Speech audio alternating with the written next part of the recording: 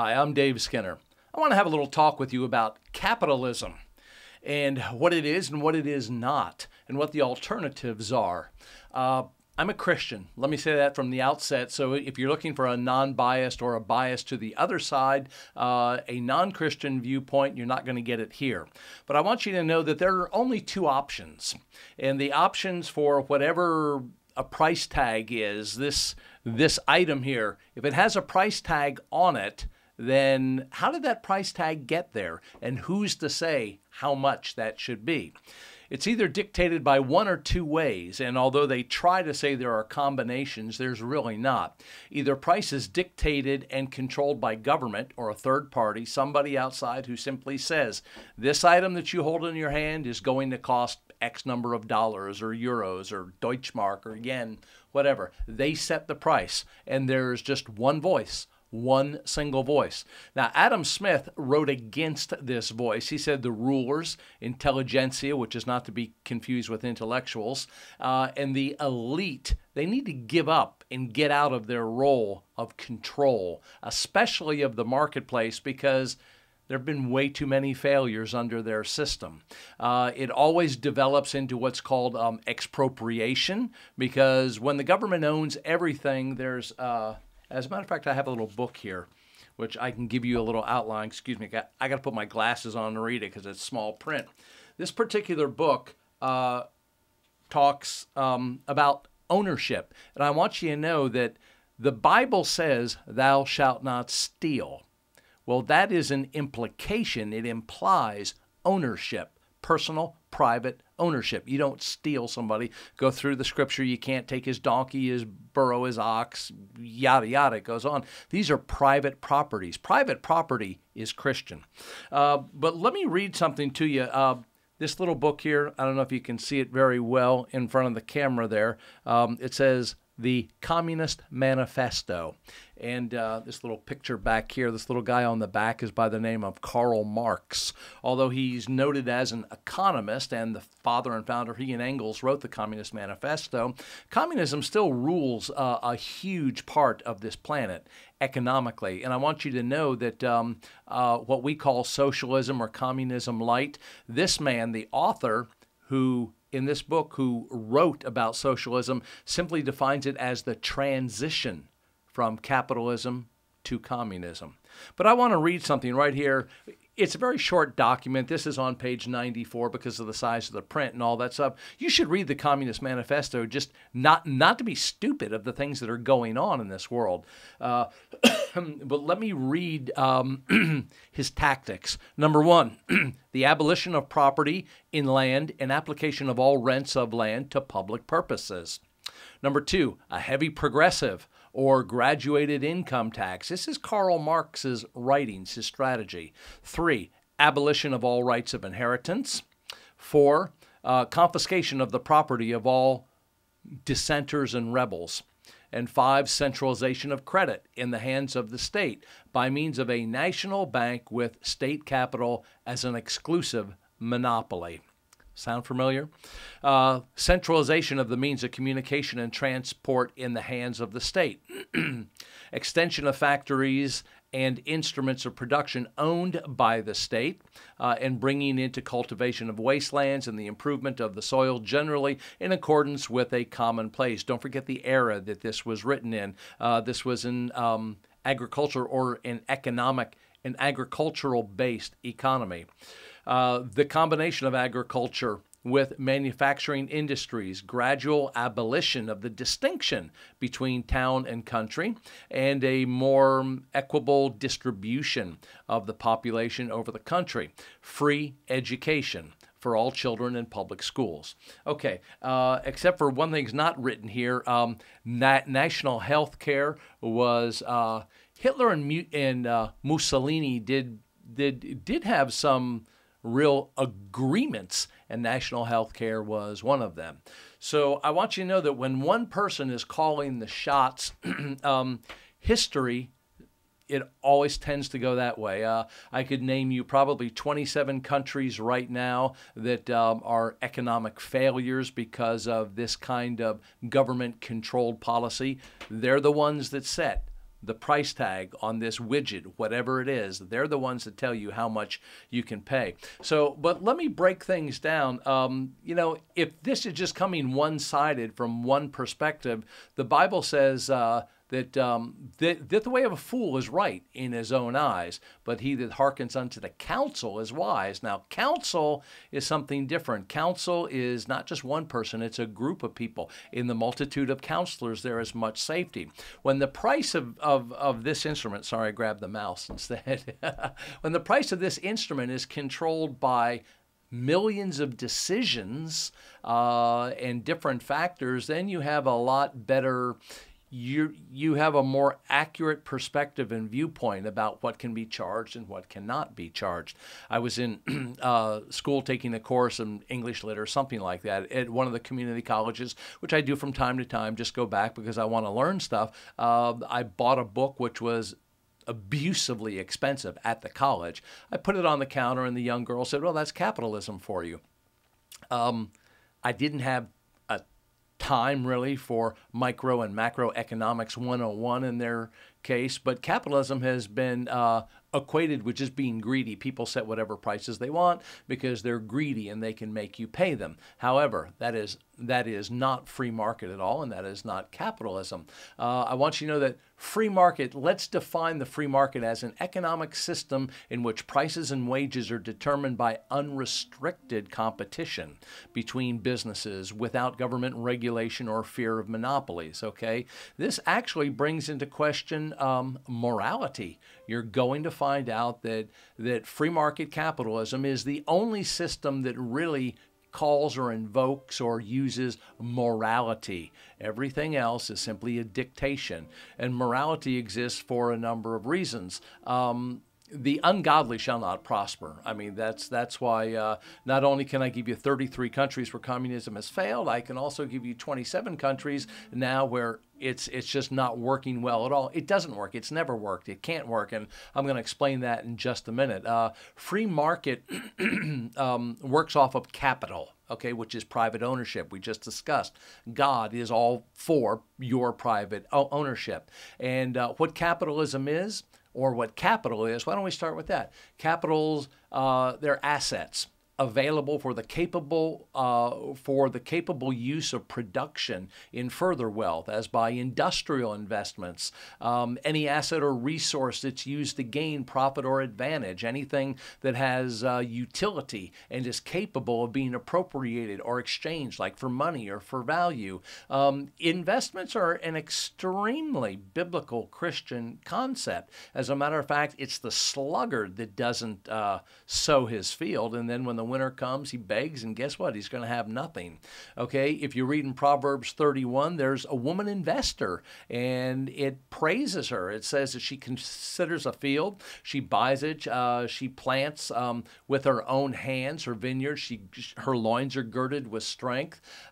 She perceives that her merchandise is good, her candle doesn't go out by night. That means she's not on just a 40-hour week. This girl is working just to get the job done. She lays her hands to the spindle, her hands hold the staff, she makes fine linen, she delivers it to the merchants. Strength and honor are her clothing, and she shall rejoice in time to come. That simply means that while you're working, while you're really pulling the plow, you may not be having a great time at it, but guess what? Payoff day comes. You go forth with precious seed, you'll come again rejoicing, even though it's difficult to get out there and plow and work. Investment is another principle that Jesus spoke about, and he meant it in a spiritual sense, but I'm going to put another application to it. And he said, except a corn of wheat fall into the ground and die, it abides alone. Now, as far as investment or capitalism, okay, farmers get it. They know that if you don't have that seed, if you don't plant that seed, guess what? Nothing's going to come back. If you do give up or put your seed corn or whatever it is, if you do set it aside and mark it, this is not to be spent or consumed. This is not for consummation. This is for investment. Then the next season or crop time, he can go out and he can sow a seed and he'll get a return. Like I said, farmers get capitalism because they live off it. Everything. No one is more prolific and productive than God. You think God is not using the capital of the seeds to sprout, to generate, to reproduce? What about cell meiosis and cell mitosis? That's a reproduction by division. That's how the human body is sustained. What about the birds of the air? There are birds and all kinds of moths and winds that carry pollen capital from one plant to another. The world is designed this way, okay? It's not designed for a dictator to come in and tell which plant is going to bloom and what they're going to look like. No, this is a very capitalistic concept. Now, economy is basically broken down into supply and demand. That's a broad brush, but let me just start there. Now, if price is what determines or what determines the price of this object, how much it costs, there are two sides of the coin. There's really more than two, but let's just hit with supply and demand, okay? The supply side, it includes the cost of labor, the cost of transport of the raw materials, the cost of machinery, the facilities, the insurance you pay, the distribution and marketing. All these things are determined, their cost. That's what it costs. Whoever made this item had to pay something to make it, okay? He didn't just, he wasn't given it by a government or by a person. This company took these raw materials, purchased them, used their human capital, their intellect, and thought, we can design something that will be good for consumers and they'll buy it and then we'll make a profit, which I'll tell you in just a minute what that's about. But if you look at the prices determined by supply, then those are the things you have to determine. I've got to regain my money on this item because if I don't, I can only make so many and then so many and then I'm out. What kind of business is that? None. Birds and bees and flowers and trees don't do it, So, okay, now, if the price is determined by the demand, it includes things like the desirability. Who wants this thing? I want it. The utility, okay, how useful is it, and also the affordability. Now, in the affordability, let me just say this, the profit that the company makes of this is the result of their efficiency. And I'll just leave it at that. Think about it if you want, but profit is the result of efficiency. But back to the price tag. The price tag, if it's a result of the supply, now in Karl Marx's day, the supply was labor. It takes so many people to make this, and he considered labor to determine the price. Well, he then theorized, and this is very logical, that the exploitation of labor was the source of wealth, and the ultimate source of wealth, or the real source of wealth, for all the non-working, lazy bourgeoisie people that sat around, or the capitalists who invested and took risk, or the landowners who just, leased out their land. They could because they owned it. Okay. His kind of economics, communism, was an extension of that kind of thinking, that profit or the price tag comes from human work. We know now that Karl Marx was wrong. We also know that there are other factors involved. You can go to the utility. They said, well, things that are useful to people, that is what makes the price grow up. Along comes Adam Smith. He said, nope, I got a riddle for you. It's called water and diamonds. One you can live very well without, and one you cannot live without, okay? Water you must have. And diamonds, guess what? A lot of people get along without diamonds. Why? It's because they can't afford them. Okay, so the thing about utility being the determining factor of the goods to the consumers, Adam Smith really kind of wiped that out. It doesn't work. Then some guys came up with a utility with a variable demand, okay, as considered to determine the price. And this was a guy named Menger and Jevons, and you can, read about the marginalist theory, which was cost based on the demands of consumers rather than the cost based on the cost of the producers. And then a guy named Alfred Marshall came up and said, no, wait a minute, it's both. It takes supply and demand, and marginal demand or specific demand. I don't need diamonds, but I do need water. Maybe I'm willing to buy a water purifier, okay? That's kind of marginal. I can live without it, but maybe I think it will help me in the long run to purify my water rather than go, buy bottled water at the store, whatever. But his summation of the whole thing was we might as reasonably dispute whether it's the upper or the under blade of a pair of scissors that cuts the piece of paper, as whether value is governed by the utility or the cost of production. In other words, no economic transition takes place in isolation. Well, then we hit a depression here in the United States, and a lot of our problems came out of that era, people who were trying to fix it. I'm no fan of FDR. I've been through the government. I've been through Medicaid and Medicare with family and aging people, and, $20, $50, $100 for an aspirin. Thank you, FDR, but you should have just kept your mouth shut and stayed out of the free competition for the medical field. What you did didn't really help anybody. But there are mixes of two types of government, and this came in with a guy named John Maynard Keynes.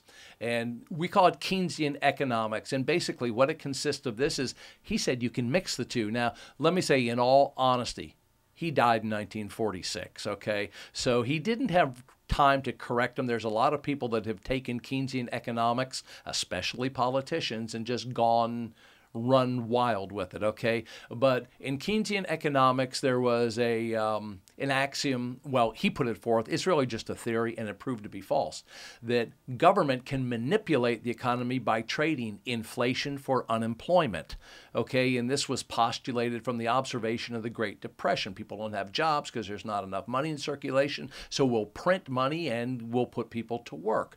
Well, it was later found that both could go bust. People could be out of jobs and inflation could go wild at the same time. So in all honesty to Keynes, who died in 1946, and you say economics is a science. Well, real scientific proof is something that can be repeated, like, water boils at 212 Fahrenheit, okay? If you don't believe me, I can get a cup of water and I can boil it, and when it hits 212 degrees Fahrenheit, I can prove to you that it boils.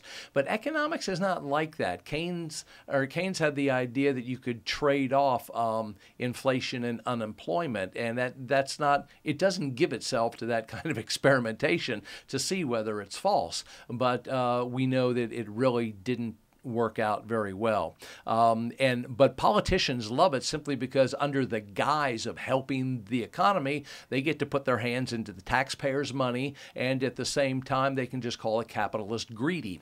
Okay, in this kind of mentality, which crashed and burned and has and always will, and we are currently in Keynesian economics in this country, in the United States of America right now, there was a guy or a whole school of economics kind of headed up Milton Friedman, and he was anti-Keynesian. He was saying, no, no, no, no, no. It's not going to work like that. It can't. Okay, so there's a different school of economics.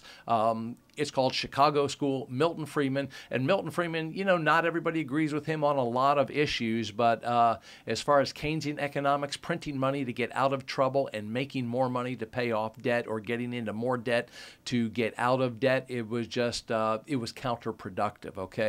If you want really true definitions of wealth, which is created, by the way, how do I say this? Jobs do not create wealth. Okay, I'll repeat that. Jobs do not create wealth. People create wealth. That's where it comes from. You can go back to Genesis, it's chapter 4, chapter 5, I'm not sure, but the sons of Lamech were given talents. One was in agriculture, he was a tiller of the field, and the other was given the ability to work crafts and artsmanship. He was like a carpenter or whatever. And I think it was Jubal Cain, who was either Jubal Cain or Tubal Cain. I don't know, go check it out. But one was the father of all of those that play the harp or the instrument, the musical instrument. So you've got agriculture, you have retail and craftsmanship, you have the entertainment industry. You have gifts that are given to people, and God gave these gifts to people for the purpose of providing for themselves, of investing what they have been given by God for God, because that's ultimately what everything is for. So a true definition, if you want to look at like Adam Smith's definition of wealth, he spoke of national wealth, and it consists of the goods and services which determine the standard of living of the people. And a standard of living is not something to sneeze at. If you're born, bred in America and never been outside, you think everybody has cell phones and surround sounds and internet at home. If you leave these shores, you'll find out that the standard of living is extremely reduced, even in these countries that boast about they're moving so many people around from this class to the higher class by economic enablement and stuff like that. They still have to go outside and go to the bathroom, okay? At least we have flushing toilets. The standard of living is something that's extremely, it's not obvious if you don't know anything else, but go to Europe. Go to Europe, go to the Netherlands, go to France, go to any what we consider an advanced country and look at the standard of living. See if the toilets flush. See if the windows don't let in cold air. I mean, check the details. The standard of living is something extremely important. Okay, so and he was the guy that said there must be a reduced role for politicians, intelligentsia, and the elites as the guides and controllers of the masses. So I'm going to give 3 cheers for capitalism from a biblical perspective and say that God has given us gifts as individuals. We are not a collective. We are not a collective. I'll say it again. We are not a collective. Okay, Jesus left the 99 to find one because individualism is still what it's all about. When we stand before the throne of God or whatever day of accountability comes our way, it is not going to be, well, my group was this and my group was that. It's one-on-one, face-to-face. It's appointed unto man once to die, and after this the judgment. This is not a collective concept. It's called individual personal responsibility, which everybody wants to run away from, but you can't run away from it. Even if you do ignore it, you're still going to get the consequence of it. But the consequences of being irresponsible are not the same as judgment. When judgment comes, and that's face-to-face with God, that's when the hammer comes down, where you and I are going to get exactly what we deserve. So know that it's okay, capital, to use things, whatever you have, and I'll stop here. But stewardship, people say, well, that's 10% of my income. No, it's not, okay? We are stewards of every gift, every talent, all the time that we have, the relationships that we have, the real estate that we have, the money that we have. We have this concept that we just have to tie 10% of our income, and I say that's not true. You're responsible for 100% of every asset, every capital that you have. You and I are responsible to God for that. Okay, God bless you. That's enough for today. Bye.